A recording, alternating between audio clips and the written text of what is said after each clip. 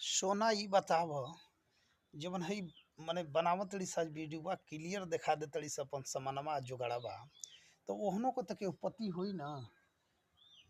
पति के बिना आज्ञा के थोड़ा ही ना केहू कुछ करी। ओहनो को तक केहू माई होई ना, केहू बाप होई ना, केहू भाई होई, ओहनो का समाज होई ना। तो बतावो वो कहा सोचत होई हन स।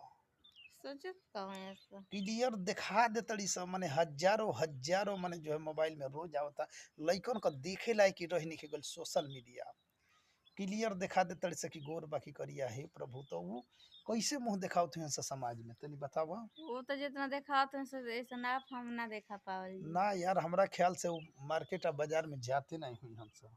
भाई जात ना हो जे सकी। क्लियर अपन हई दिखाई देता तो बाजार में कैसे जाई। वो जाता उहे तो जाई आदमी। हमारा ख्याल से ऐसने का यदि रेप होके दुनिया में तो तनिको गलती नहीं के वो वहनी के वीडियो देखले रहा वहनी के चिन्ह चिन्ह वहनी का